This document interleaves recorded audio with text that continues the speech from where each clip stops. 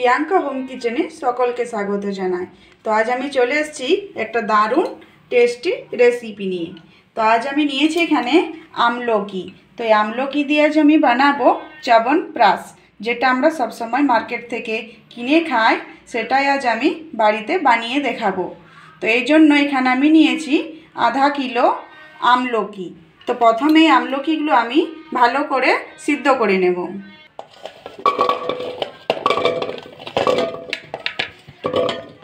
তো আমলকিটা ভালো করে ধুয়ে নিয়েছি, এবার এখানে অল্প জল দিয়ে সিদ্ধ করে নেব। তো এখানে আমি নিয়েছি চ্যবনপ্রাশ বানানোর জন্য তুলসী পাতা, এই যে একটা স্টার, একটা দারচিনি, এখানে আছে 10টা লং, আর এখানে আছে গোলমরিচ 1 চামচ, আর এখানে আছে 3 থেকে 4টে তেজপাতা, আর এই যে এখানে রয়েছে কিশমিশ। তো এটা এবার আমি জল দিয়ে ভিজিয়ে দেব। আর এখানে আছে এই যে 1 বাটি খেজুর, তো এটাও জল দিয়ে ভিজোতে হবে। আর এখানে আছে গুড়, তো এটা আছে 1 কেজি গুড়, তো এটা থেকে আমি অর্ধেকটা নিয়ে নেব, 500 গ্রাম নিয়ে নেব।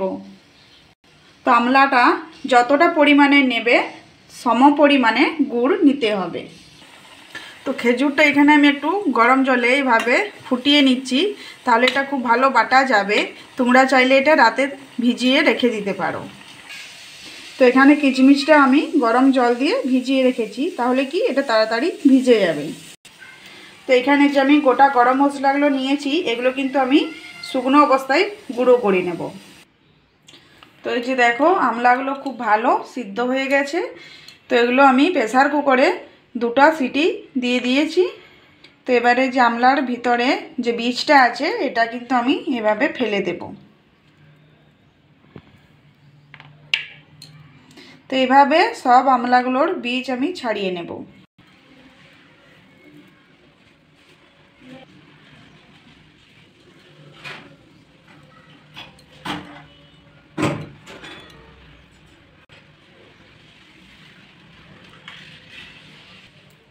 তো আমলা খুবই একটা উপকারী ফল, এটা আমাদের শরীরে খুবই উপকার করে। তো এইভাবে এই শীতকালের সময় আমলা দিয়ে চ্যবনপ্রাশ বানিয়ে রাখলে খুবই ভালো হয়, কারণ এটা বাচ্চা থেকে বড় সবাইকারই খাওয়া চলবে। আর এই শীতকালের মৌসুমে সকলেরই ঠান্ডা লেগে যায়। তো এইভাবে অবশ্যই একবার ট্রাই করো বাড়িতে।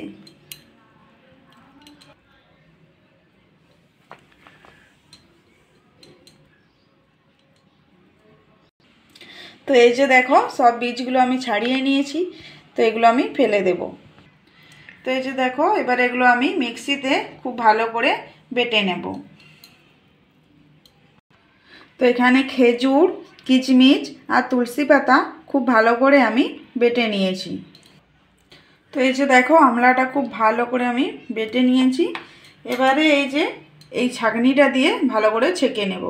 তো এই যে দেখো এইখানে আমি আধ কেজি গুড় কেটে নিয়েছি।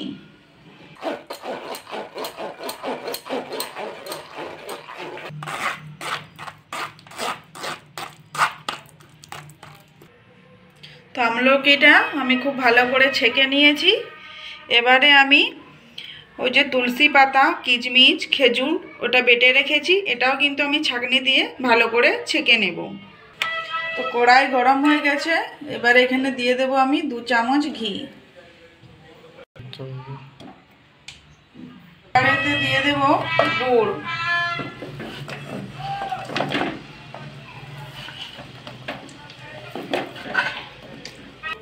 তো গুড়টা খুব ভালো করে গলিয়ে নেব।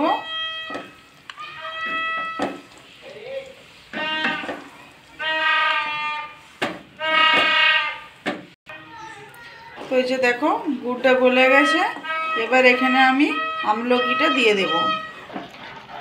তো গুড়টা এইভাবে অনেকক্ষণ জাল দিয়ে দিতে হবে।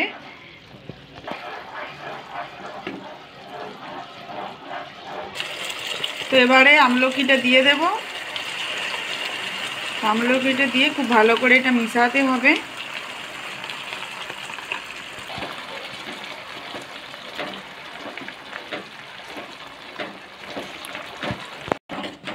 তো এইভাবে আমলকিটাও আমি কিছুক্ষণ জাল দিয়ে দেবো এইভাবে।